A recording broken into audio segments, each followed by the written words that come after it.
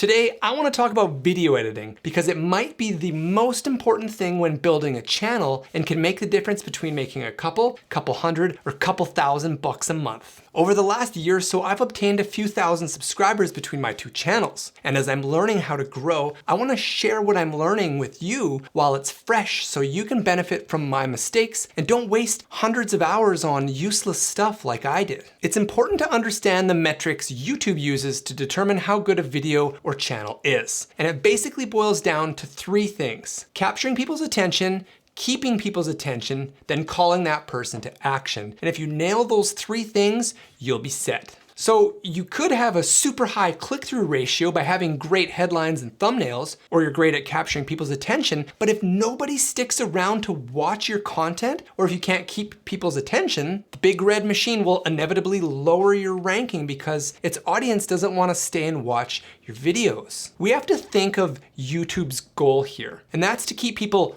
on YouTube for as long as possible, right? If you help them achieve this, they will reward you. If you don't, they won't. In my last video, I talked about why it's crucial you know who your audience is and who you're speaking to. This makes it so much easier to brainstorm ideas and allows you to create powerful stories because you can cater it to a specific audience. Let's get into my 3 video editing tips to optimize your chances for success on YouTube. Number 1, edit your videos for your audience. The reason knowing your audience is so important is because it will affect how you edit your videos. If your channel is a gaming channel and focuses on Call of Duty players, that audience would be very different from if your channel is about knitting sweaters for pet lizards. You know what I mean? Like, check out a Beast Reacts video.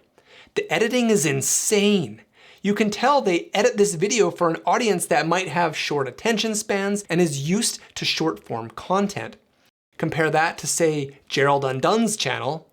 If he edited his videos like a Beast Reacts video, well, I don't think his audience would react to it very well at all. It would diminish his credibility. So when you are editing your videos, really put thought into your audience and what kind of people they are, then edit for them. Number 2, edit to eliminate annoyances. You know what can be annoying and gross? Listening to people's breathing, lip smacks, and ums and uhs.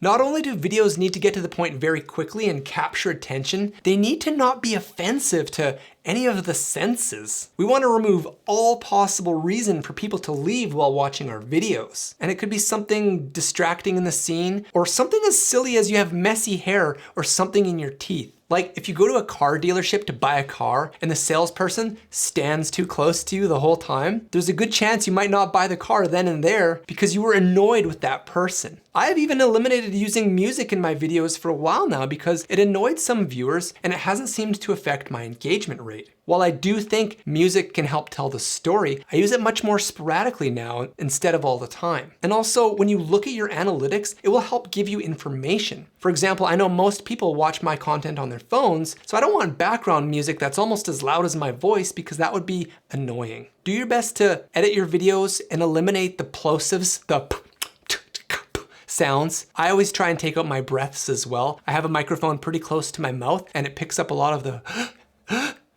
and the sounds people make while talking. Clip them out and it can lead to a much nicer viewing experience. And this leads to the most important thing, tip number 3, edit to tell the story. Not only does the story need to be the entire focus of the video, but your audience needs to be the hero of that story. The story is not about you, it's about them. They should benefit from your story in your video. That's why they're there. As you grow and people start to care more about you, you can take a little more time to talk about yourself, but when you're starting out, you need to stick to the path. If your channel is about knitting clothing for pet lizards, then the video and the story needs to be about how good your lizard sweaters are, and how happy your lizards are, and how to actually do it. People show up because they want to knit a sweater for their lizard, not because they want to hear about your life story. You deliver your headline promise right away to hook the audience. That should create or speak to a problem that audience has or a solution that they want. Then you spend the rest of your video solving that problem or giving the solution to the audience, like I did in this video.